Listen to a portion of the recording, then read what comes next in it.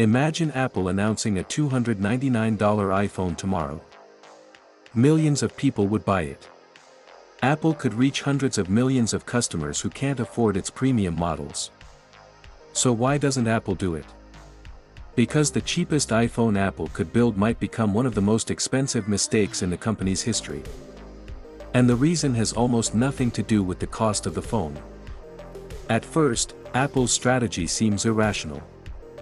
If you can sell a $1,000 phone, why wouldn't you also sell a $300 phone? More customers. More market share. More units. More revenue. But Apple doesn't think about the smartphone business that way.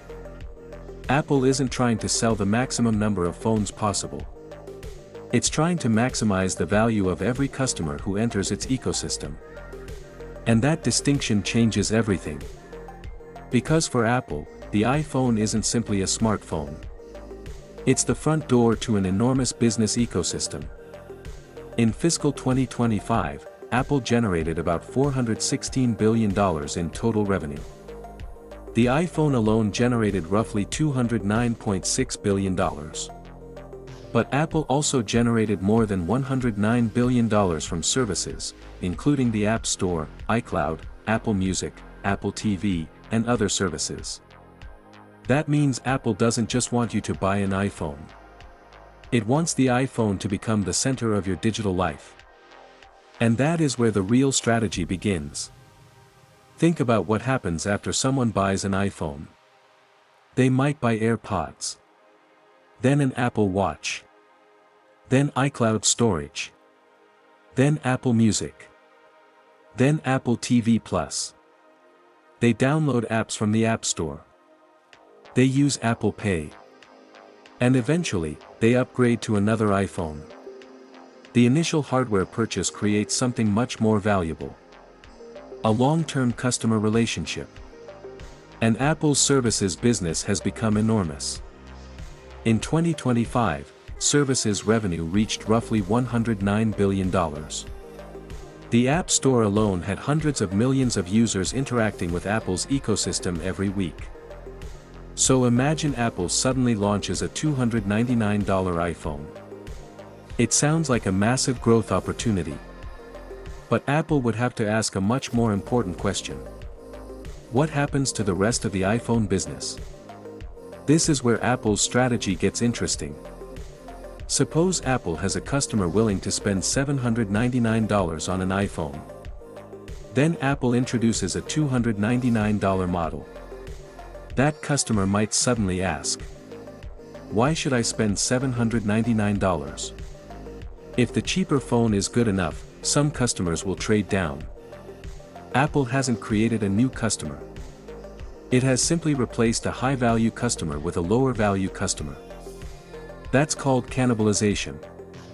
And premium businesses understand this extremely well. If you own a premium brand, making a cheaper version isn't automatically good business. Because the cheaper product can destroy the reason customers wanted the premium product in the first place. Apple's pricing architecture is built around this principle. Today, Apple's US lineup has an entry point with the iPhone 17e at $599, while the iPhone 17 Pro Max reaches well above $1,000. Notice what Apple is doing. It's offering an entry point. But it isn't racing toward the bottom of the market. There is a difference between being affordable and being cheap. Apple wants the first. It has little interest in becoming the second. But there's an even deeper reason. Apple isn't just competing on specifications. It's competing on perceived value. A cheap iPhone could have a great processor, a good camera, a beautiful display. But once consumers start seeing Apple as a $200 or $300 phone company, the brand itself begins to change. And brand perception has economic value. Think about luxury companies. Rolex doesn't need to sell a $300 watch to increase its customer base. Ferrari doesn't need a $40,000 car. Hermes doesn't need a $500 handbag. Scarcity and premium positioning are part of what customers are buying. Apple isn't exactly a traditional luxury company. But it uses some of the same economic principles. The higher price creates a perception of quality. The ecosystem creates switching costs. And the brand creates emotional value. Together, these three things allow Apple to defend premium pricing. But here's the contradiction. Apple doesn't want a dirt-cheap iPhone. At the same time, it still needs to attract people who don't want to spend $1,000. That's why Apple's strategy isn't never sell a cheaper iPhone. It's control how cheap the cheapest iPhone becomes. That's exactly what the iPhone 17e demonstrates. Apple introduced the iPhone 17e as the most affordable member of the iPhone 17 family, starting at $599 in the United States. And despite its lower price, it still uses Apple's A19 chip and includes features such as a 48-megapixel fusion camera and MagSafe. This is a very different strategy from building a $250 phone. Apple gives customers a lower entry price. But it keeps the product unmistakably Apple. And that matters. Because the goal isn't simply to sell a cheaper device. The goal is to bring more customers into the Apple ecosystem without destroying the economics of that ecosystem. Now imagine Apple actually tries to build a $299 iPhone. The company has two choices. Option 1. Use cheaper components. But then Apple risks creating a product that doesn't feel like an Apple product. Option 2. Use premium components. But then margins become much harder to justify at $299. And there's another problem. Support. Apple operates retail stores. It provides software updates. It maintains customer support. It develops custom chips. It builds security infrastructure. It manages a massive global supply chain. All of that costs money. So a $299 iPhone isn't simply a $299 product. It has to fit inside Apple's entire economic machine. And Apple has something most smartphone manufacturers don't have. The ability to say no. Apple doesn't need to chase every customer.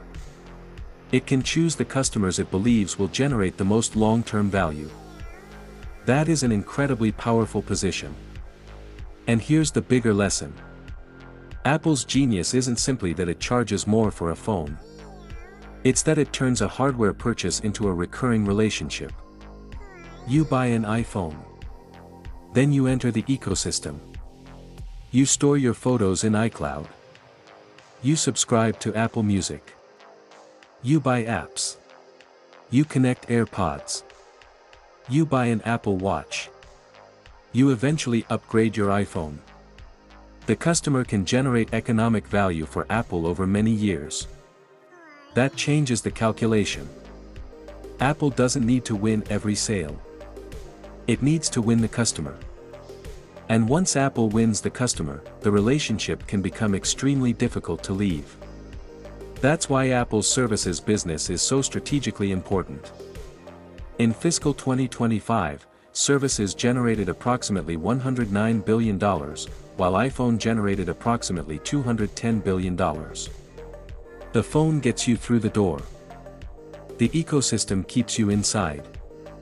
And this leads to the biggest reason Apple doesn't want a truly cheap iPhone. It could win the wrong battle. Imagine Apple becoming the company known for selling the cheapest smartphones. Samsung competes there.